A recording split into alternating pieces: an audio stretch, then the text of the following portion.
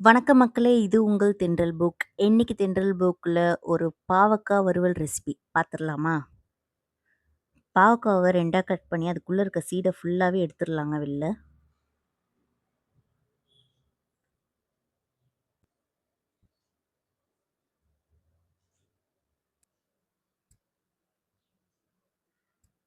இந்த மாரி எல்லா பாவக்காவுமே 2ஆ கட் பண்ணி உள்ள இருக்க சீட்ஸ் எல்லாம் ரிமூவ் பண்ணிடலாங்க.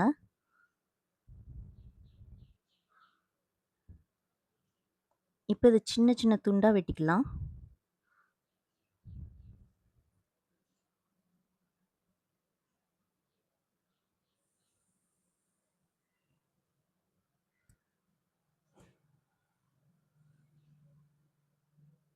இந்த மாரி எல்லா பாவக்காவும் கட் பண்ணிக்கலாங்க.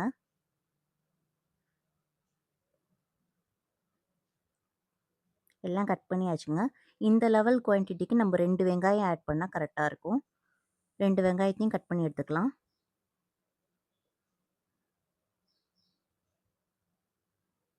இந்த பாவக்கா பொரிக்க தேவையான எண்ணெய ஊத்திக்கலாங்க. பேன் சூடான பிறகு.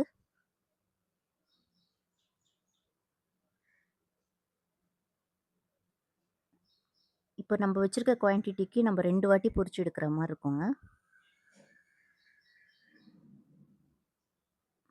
பாவக்காவ ஆட் பண்ணிக்கலாம்.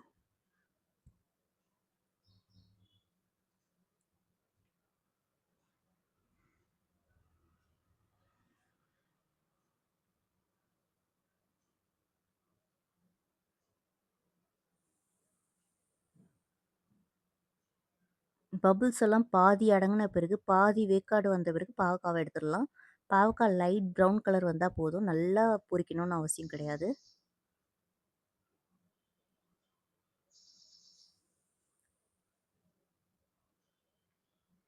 ஓகே. இப்போ நெக்ஸ்ட் செட்டு போட்டுக்கலாங்க.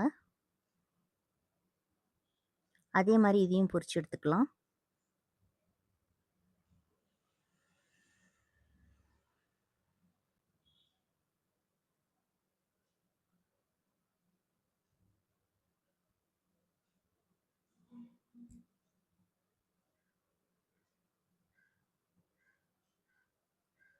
பாவக்கா வறுக்கிறதுக்கு முன்னாடி ஒரு வாட்டி பொரிச்சு, அப்புறம் வறுத்துன்னு டைம் ஆகும்னு நினைக்காதீங்க.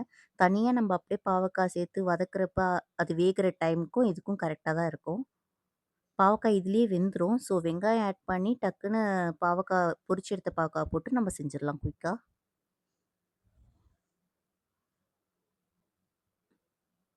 எல்லா பாவக்காவும் எண்ணெய் வடிகட்டி எடுத்துடலாங்க. இந்த எண்ணெயில கசப்பு இருக்குமான்னு கேட்டிங்கன்னா, ரொம்பலாம் கசப்பு இருக்காதுங்க. மேபி லைட்டா இருக்கலாம். அண்ட் எண்ணெய வேஸ்ட் பண்ணிடாதீங்க. குழம்பு தாளிக்க இந்த மாரி யூஸ் பண்ணிக்கலாம்.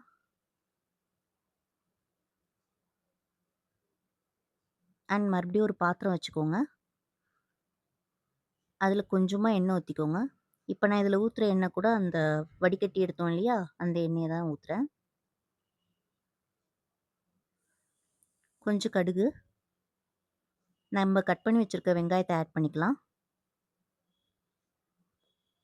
வெங்காயத்த வதக்கிக்கலாம். வெங்காயம் வதங்கின பிறகு நம்ம பொரிச்சு எடுத்துருக்கோம் இல்லையா? அத போட்டுறலாம். நல்லா வதக்கிக்கோங்க. நல்லா வதங்கின பிறகு தேவையான அளவு உப்பு சேர்த்துக்கோங்க.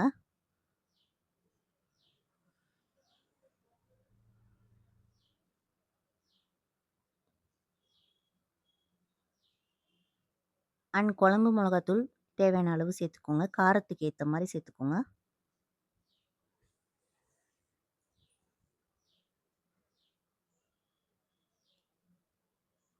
இப்ப எல்லாமே ஒண்ணு சேர பெரட்டிடலாம். இப்ப இந்த ரெசிபிக்கு தேவையான அளவு குக் ஆகுறதுக்கு தண்ணி ஊத்திக்கலாம்.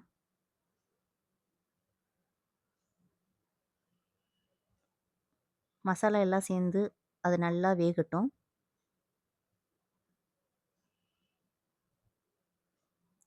இப்ப இந்த ஸ்டேஜ்ல பார்த்தீங்கன்னா, பாவக்காய் எல்லாமே நல்லா அந்த தண்ணீல வெந்து இருக்கும்.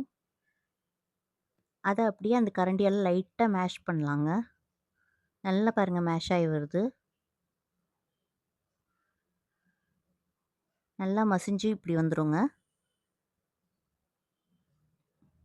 பாவக்காய் ரெசிபி கசக்காம இருக்கணும்னா, இன்னொரு டிப்ஸும் சொல்றேன். நெய் ஆட் பண்ணிக்கலாம். அப்படி இல்லன்னா நாட்டு சர்க்கரை ஆட் பண்ணிக்கலாம். அண்ட் 3வதா இந்த மாரி எண்ணெயில பொரிச்சு வறுக்கிறது. இந்த 3 ஐடியாவுமே பாவக்காய் கசப்பு குறைச்சிருங்க. இதுல உங்களுக்கு எது ஓகேன்னு தோணுதோ அந்த ஐடியாவ ஃபாலோ பண்ணிக்கலாங்க. நார்மலா பண்ற ஒரு வறுவல்ல நெய் ஊத்தி செய்யலாம். இல்ல ஃபைனலா நாட்டு சர்க்கரை போட்டு செஞ்சுக்கலாம். இல்ல வெல்லம் போட்டுக்கலாம். இல்ல இந்த மாரி தனியா பொரிச்சு எடுத்து ஃப்ரை பண்ணிடலாங்க. இப்ப இத நம்ம டிஃபன் பாக்ஸ்ல பேக் பண்ணிக்கலாம்.